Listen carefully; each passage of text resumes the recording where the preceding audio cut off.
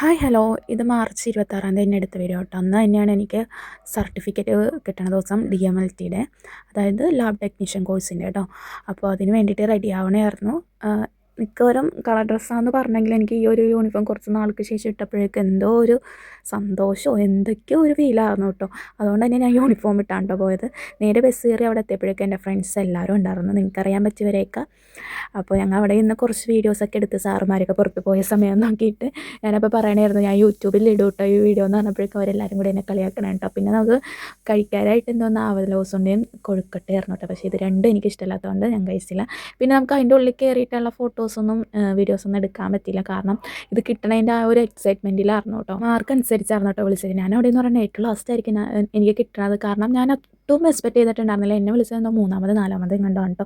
അയ്യോ, ഞാൻ കിള്ളി പോയ പോലെയായിരുന്നു. സൈനൊക്കെ ഇടണമായിരുന്നു ഈ സർട്ടിഫിക്കറ്റ്. ഞാൻ നേരെ പോകണേണ്. അപ്പോൾ അവിടെ നിന്ന് സാറിൻ്റെ അടുത്ത് പറയണമായിരുന്നു വീട്ടിലോട്ട് തന്നെ പോകണം കേട്ടോ. വീട്ടുകാർ ഞങ്ങൾ വിളിച്ച് ചോദിക്കുക എക്സൈറ്റ്മെൻ്റ് ആയിരുന്നു കേട്ടോ. പിന്നെ എല്ലാവർക്കും സർട്ടിഫിക്കറ്റ് കിട്ടി, എല്ലാവരും നല്ല ഹാപ്പി ആയിരുന്നു. പിന്നെ നമ്മൾ 2-3 ഫ്രണ്ട്സും കൂടി പോയി ഷേക്കൊക്കെ കുടിച്ചായിരുന്നു കേട്ടോ. ഞാൻ സെലക്ട് ചെയ്ത ഷേക്ക് അത്ര അടിപൊളിയായിരുന്നില്ല. സാധാരണ ആദ്യം എൻ്റെ കൂട്ടുകാരത്തി സെലക്ട് ചെയ്യണതാണ് ഫ്ലോപ്പ് ആവണമെങ്കിലും ഈ പ്രാവശ്യം ഞാൻ സെലക്ട് ചെയ്ത ഷേക്ക് വളരെ മോശമായിരുന്നു. പിന്നെ ഞാൻ അമ്മയുടെ അടുത്ത് പോയിരുന്നു. പിന്നെ ചേച്ചി ഇറങ്ങിയപ്പോൾ ചേച്ചിയായിട്ട് വീട്ടിലോട്ട് പോകും. അങ്ങനെ ആദ്യം തന്നെ ചേച്ചിനെയാണ് സർട്ടിഫിക്കറ്റ് കാട്ടിക്കൊടുത്തത്. അപ്പോൾ ചേച്ചി പറഞ്ഞ നല്ല മാർക്കൊക്കെ ഉണ്ടല്ലോ, നമുക്കിത് തുടർന്ന് പോകാമെന്നൊക്കെ പറഞ്ഞായിരുന്നു. പിന്നെ നമുക്ക് പുറത്തോട്ട് പോകണമെങ്കിൽ അതിനുള്ള പേപ്പേഴ്സും കാര്യങ്ങളും ഫില്ല് ചെയ്യാൻ അതിൻ്റെ കൂടെ തന്നെ ഉണ്ട് കേട്ടോ. അപ്പോൾ നമ്മൾ പയ്യെ അത് ആലോചിക്കുന്നുണ്ട്. അതിനായിട്ട് നമ്മൾ സബ്ജക്റ്റിനെ കാട്ടി അവനും നല്ല ഹാപ്പിയാണ്. ഇവരെല്ലാവരും ആയിട്ട് എനിക്ക് ഭയങ്കരമായിട്ട് എക്സാം എഴുതാൻ വേണ്ടിയിട്ട് മോട്ടീവായിട്ട് നിന്നത്. പിന്നെ നമുക്ക് സർട്ടിഫിക്കറ്റ് എടുത്തപ്പം അതിലേറെ നല്ല ഹാപ്പിയായിരുന്നു. അങ്ങനെ നമ്മൾ നല്ല സന്തോഷം നിറഞ്ഞ ഒരു ദിവസം തന്നെയായിരുന്നു കേട്ടോ അത്.